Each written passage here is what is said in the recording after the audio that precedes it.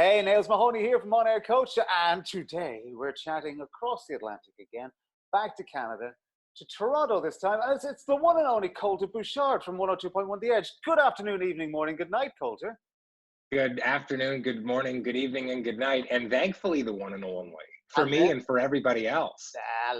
what is your handle again? Shut up, Kolter. Where did that come from? Shut up, Coulter. Where did that come from? I've certainly earned it over the years. I think my wife just says it enough that I thought I might as well commit it to permanency or permanence on social media. It's instantly memorable, though, right? Shut up, Kolter. Okay, yeah, I get that. So right now you're in your suite, your apartmento in downtown Toronto. Yeah, so we've got a one bedroom plus den. So I am currently in the one bedroom part of it. I've got the bed pushed to one wall. I'm on a collapsible table. All of this stuff comes undone at night. Or as we like to call it nowadays, your home studio. My home studio. That's right. The acoustics in here not great, but I'll show you the view. The view's yeah, let's have a look. So I'm at Dundas Square. You really are, right? Toronto. Yeah, look at that. Yeah, that's awesome, man. I saw that picture. Stop there for 1 second. There was you posted those two screens on one of your feeds the other day, and they're COVID announcements or something, COVID-19 announcements. Yeah, so the government of Ontario, it looks like bought the space, so those, I mean, I'd say every probably 90 seconds, those things loop on the screens again. But yeah, downtown it's a ghost town right now. And Nails, I know you lived in Toronto for many years. Yeah. You actually used to broadcast right at Dundas Square from the Hard Rock Cafe building, and it's unrecognizable at this point. That's crazy, isn't it? And like Dundas is kind of the Times Square for Toronto, so it's kind of it's the place, isn't it? I just thought it was really weird to see those banners, those LED signs up, because it looked like something out of a sci-fi movie. But everything looks like something out of a sci-fi movie at the moment. It's really weird. You wake up and you think, hang on, is this okay? Here we go again. All right, what's happening today? And sometimes you're just happy to wake up. It's a lifelong habit, that's for sure. Yeah, you also had a new addition to the household there, and how's that working out? And I'm not talking about a dog either. No, a dog might have been a better choice. Might have been easier, yeah. Yeah, a little bit easier. You know, maybe they piss around the house a little bit, but at least they're always in a good mood, right? But no, I have a daughter. She's 4.5 weeks old, just over a month old. Her name's Nia. Yeah. And she's got a set of lungs on her. Yeah, I like it just like her dad probably. I haven't met your wife, so I don't know. But if Shut Up Kolter came from her, then I'm sure she's a lot calmer. She's a lot more sedate than I am. Do you know what I was just thinking? Because we've known each other online for a few years, right? And I was just thinking about when we used to talk and we'd chat and whatever. And I remember this is the one thing that came to my mind immediately, right? It was, you were in Dubai at the time, and you said to me, hey, Nails, you called me up and said, hey, Nails, I've come up with this great idea for a video. I'm like, oh, yeah, what is it, Kolter? I'm going to do this video. You described it. And I said, hey, you know what, Kolter? That's going to be hilarious. This is going to be the funniest thing ever. Put it out online. They'll love you. A day later, you call me up. Hey, Nails, yeah, guess what? Just go fired. Yeah, I know exactly the video you're talking about. Okay, so that was at the time the station that I was working for, and I don't want to malign anybody, so I don't want to. Oh, I know that. No, that's a good station, nice people. Yeah. But the program director at the time was like, look, none of you can link your social media to the station's social media. Like, we don't want to get in the habit of doing that, but what we want it to look like is that you're all social media stars on your own without being tied to Channel 4, right? Right. Because that way they can own all of the good stuff. They can retweet all of the good stuff, but all of the bad stuff they can be distanced from, right? You know, because we're not associated with Channel 4 online. Yeah. We had to sign documents that said so. So I was using Adobe After Effects, and I was trying to come up with, I wanted to make something look like an 80s infomercial, like something you'd have on an old VHS tape lying around. The production was gorgeous on it. It was really nice. I'm really happy with it. Yeah. Even though I had regrettably had a man bun at the time, but that's a conversation for a different day. Although we can't get our hair cut anymore here in Toronto because all non-essential services have been shut down. So maybe the man bun will return.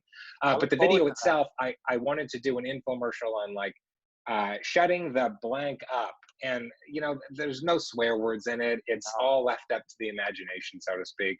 But they fired me because of that video, and I had heard it was because one of the things I said was like pro LGBT, and they were not happy with that in the Middle East. Was that one of the things? Oh wow, I didn't Yeah. realize that.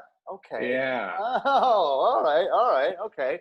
I just thought it was the swearing. That's literally all I thought. No, well, that's the thing. There's no swearing in it, No, right? but You could say, you know, shut the microphone up, shut the Correct. you know, FaceTime call up. I think we kind of knew what you were saying, but you know, yeah, okay, we'll go with that. But in a way, isn't it funny? Isn't life weird? Because if that hadn't happened, you may have ended up where you are now. But who knows? Maybe not. I was not in a good place mentally in Dubai. Just like the mental health support there is almost non-existent, and even if you can find somebody, it's prohibitively expensive. But I don't necessarily think that everything happens for a reason. But I'm glad what happened because you know, I'm kind of living the dream right now. I'm doing Drive on 102.1 The Edge. I was on Q107, your former station, for about a year. Yeah. So it's a good thing things happened when they happened, because who knows, I could have still been there. Yeah. I could have been miserable right now. Like I'm happy to be home in Toronto. But as everybody always says, how could you be miserable? The sun is shining. We get that a lot here in Malta. How could you can be sad in the sunshine? It's a beautiful day. How could you be sad?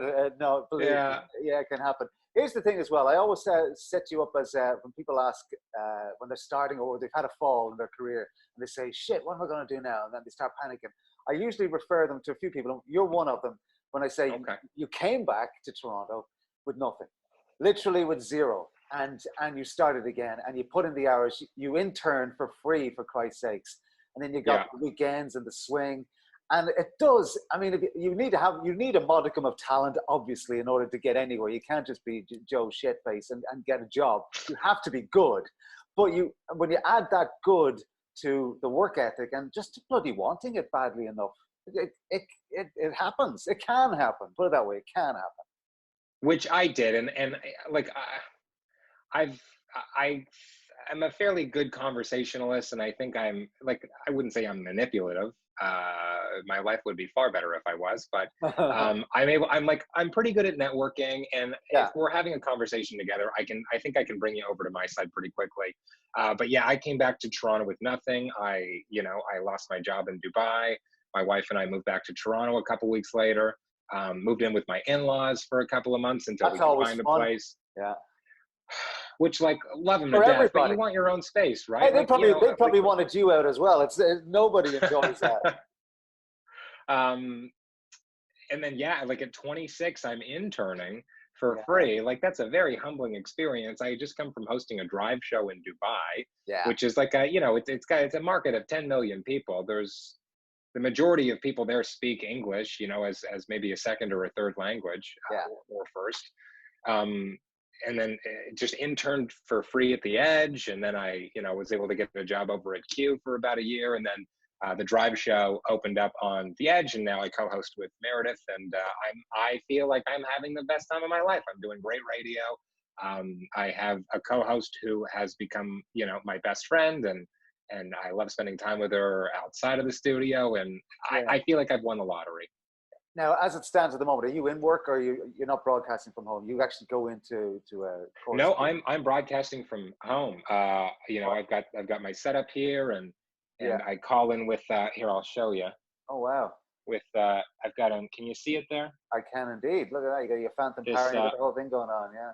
ISDN line, which is routed through That's great. this very attractive blue Ethernet cable that goes into the living room, so it plugs into the router. But I'm working from home, and then Meredith is in the studio, and she presses all the buttons. But just because our station at this point, as many stations do, have a one person in studio maximum kind of directive going around. Okay, I thought you were actually in the building. All right, that's interesting. And how's that working?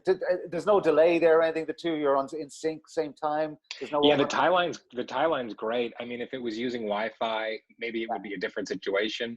I had asked for an ISDN line, but then like the whole point of me working from home is I've got a newborn. I've got, my wife is breastfeeding right now. I don't want to, get infected and then infect the two of them. So even to have somebody come in and install an ISDN line, like you're opening yourself up maybe to unnecessary exposure. So I picked up the equipment at work, brought it home, gave it a quick Lysol, set everything up. So there's no delay. And then Meredith and I are on FaceTime. Okay. So you can see during the entire show, so we can see each other. The hand signals, and it's just good to be able to see the other person. Good idea. And then I've got access to, I can see the automation software, so I can see whatever Meredith is skiing on her screen, what's coming up, which is super convenient for me as well. Do you miss going in? You miss the office life and the buzz and the jokes and the routine. When you've worked in the building, right? Like the Chorus Key building, it's a lot of fun. There's a slide. Everybody's super excited about that.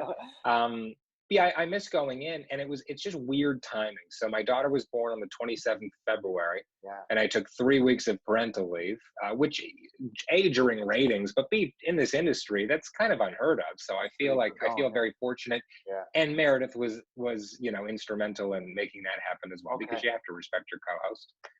But then so I did the parental leave, and then the Monday that I was to return, the 23rd of March, I didn't go back into the building. I had a home setup, and so I haven't been in the building in wow. I was going to say over a month. Holy cow. Yeah. And you've been sitting there doing your show and living there and sleeping there and eating there. And so and that's the thing. Like it gets, I'm super happy that I'm home more, that I'm only a room away. Like, during the show, if we've got like a 10-minute sweep, I'll go and take the baby off my wife's hands so she can, have a quick bite to eat or something like that, or I can change a diaper. They didn't teach you that in radio college, did they? No, they did not. No, I bet they will now, though. Yeah, that's right. It's a whole new thing. With podcasting being part of a lot of broadcasting schools' curriculums, I would imagine. But you kind of get cabin fever at a certain point. I live in a 600 square foot apartment. Yeah. And you're just like, the walls are closing in on me, man. Big time. We've got a balcony, a little tiny one at the front, and then a bigger one at the back. And Tracy here has got asthma, so there's a law here that says if you have asthma, you're not going out. So she's literally got the tiny balcony and the bigger balcony at the back. End of story. We can go up on the rooftop here, flat roof. There, but we don't even have a balcony, and so we'll leave the apartment only, and it's not walking; it's in the car, underground to underground parking. To go to a doctor's appointment, or that's about it. We have groceries delivered, everything we can have delivered, we do. We pay extra for door-to-door shipping. I bought essentially a really small home gym off of the internet. Just because the gym in my building's closed, for instance. We do not leave this apartment for anything. So you have to have everything here. How long can we all do this before we go crazy? I mean, I know these are very time-stamped, these chats. You watch these in a year, they're going, what the hell are they talking about? But right now, exactly. This is very important. How long can we do this for before we do go a bit nuts? It turns into The Shining, it does get in on your head a little bit, I think. And even you could love somebody to bits, but you can still, after a while, okay, I need a little bit of, I'm just going to the bathroom for an hour, I need a time. I can notice, my wife and I getting irritated at each other, and you just have to take a breath and go I love you, you love me. This is not normal. This is not normal. And plus add to that also, we have a newborn who, my parents have met her once. And she's met, my her maternal grandparents maybe 2 or 3 times, and that's it. And here's another thing. It's you have a newborn, you want help, right? You want family members to come over and give you a hand, and of course all your family wants to come over anyway. So it's mutually beneficial. They get to see the baby, you get to go to bed, but we don't even have that. So it's my daughter's not socializing with anybody outside of us. So it's becoming a lot. How long can we do it? I mean, people survive, in outer space or on submarines for months at a time. So here's the future question. What age do you think your daughter's going to be before you put her on the radio? Because you're going to. It's inevitable. Every parent goes, and then they put the child. I'm going to say 18 months. Before she's tops. I'm going to milk that ratings machine for everything she's worth. That's right. the cutesy baby always works wonders, doesn't it? Exactly. Yeah. Yeah. People aren't tuning in for me. They're tuning in for the kid. So listen, you're finished at 6 p.m. That's the time your shift ends? Or is it Yeah. 7? So we're Oh, 2 to 6, Monday to Okay. Friday. Yeah. All right. So It's a nice 4-hour shift. you've literally just come off air before you chatted with you. It's 6-ish there. It's midnight-ish here. So yeah, you look fresh for it, man. You look like you've just been sitting there chatting away. So that's kind of good. Well, I do zero physical labor. It's not Well, like there is that. like I used to walk to work. It was 15 minutes in, 15 minutes out. It was nice. I don't even like. I just like the bed's behind me. I wake up and I'm in the office. It's the worst kind of nightmare. It really is. Yeah, it really is. There's a lot to be said for the drudge to work. Yeah. And the commute to work. And everybody gives out about they're going on the 401 and going, I bet people are going to be pretty pleased to be stuck in traffic on the 401 very soon. Yeah, but that's the thing. Like, how long until we take it all for granted again, right? Like the first day you're stuck in traffic, you're like, I'm just happy to be outside again. Yeah. And you know, maybe there's a lineup to get into a bar or whatever, and you're like, well, at least I'm outside. But it'll take exactly 4 days before we're all bitching about everything again. Just the way we are, isn't it? Jeez, 100%. Humans are terrible. We're terrible things. Bastards. That's what we are. Well, listen, it's been a real pleasure chatting with you because we never really get a chance to hook up, so it's nice to see you. And I love hooking up with you whenever I get a chance. Yeah, every 3 years or so, you know. I'm loving the microphone. I'm loving the setup there. I hope this all ends soon so you can get back to your routine and your girl. Oh my God, no kidding. Yeah, and your girl can go out and you can walk around her stroller and little mosquitoes. Yes, and frolic amongst the junkies on Jarvis Street, well, right downtown Toronto. How beautiful. There is that as well, of course, yeah. Kolter Bouchard, 102.1 The Edge of Toronto. An absolute pleasure, man. Good to see you. Good to see you.